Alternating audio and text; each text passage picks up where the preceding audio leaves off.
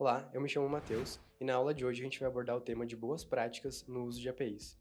Quando a gente fala de boas práticas no uso de APIs, dois pontos precisam ser levados em consideração. O primeiro deles é o versionamento e o segundo é o limite de requisição. O versionamento é basicamente a gente definir como vai ser feito o versionamento da nossa API.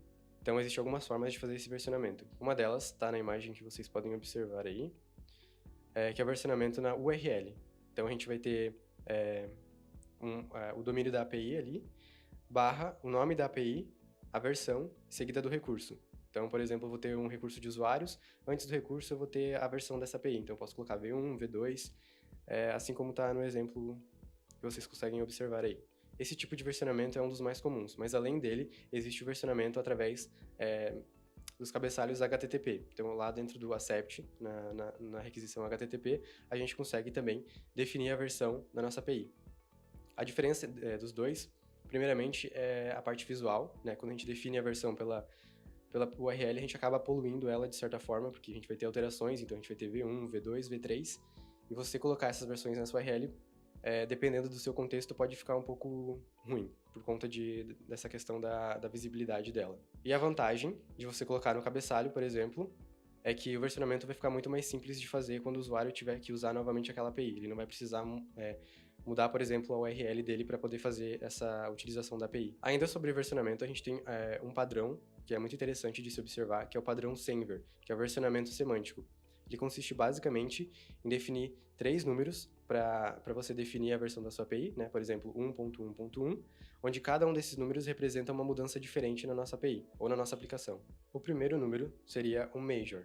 Basicamente, ele se refere a mudanças feitas na nossa API que podem quebrar a integração. Por exemplo, eu adicionar um campo que é obrigatório. Então, ele vai mudar completamente como a minha API vai funcionar. O segundo número seria um minor. Basicamente, eles são pequenos ajustes que são feitos na nossa API. Por exemplo, adicionar um campo novo que não é obrigatório. Eu tenho um usuário e vou adicionar um campo chamado idade. Esse campo não existia antes na nossa API. Agora vai começar a existir, mas ele não é obrigatório. Então, ele não corre o risco de quebrar a integração. Por isso, ele seria o segundo número. Então, se eu tivesse a versão 1.1.1, ficaria 1.2.1. O último número seria o patch, que seria correções de bugs e pequenas mudanças na nossa API. Ainda falando sobre versionamento de API, é muito interessante que a gente possa fazer uma depreciação correta dessa API, ou uma atualização correta dessa API quando a gente tem alguma atualização a ser feita. E informar o usuário com um tempo hábil para que ele possa se adaptar a essa mudança de API, né? Essa atualização na nossa API. Um outro ponto muito interessante quando a gente fala sobre boas práticas do uso de API seria os limites de requisição. É muito importante a gente limitar essas requisições para que a gente consiga manter a confiabilidade e a qualidade da nossa API, né? Uma forma de fazer isso, por exemplo, seria através de planos. Então, um usuário com um plano básico, por exemplo, ele teria acesso a 100 requisições por minuto, enquanto um usuário Pro ele teria acesso a 500 requisições por minuto. Um outro ponto muito interessante para a gente poder limitar esse número de requisições seria implementar o uso do caching e também remover requisições desnecessárias na nossa aplicação. Então, recapitulando o que a gente viu nesse vídeo sobre boas práticas de API, a gente viu 2 pontos importantes.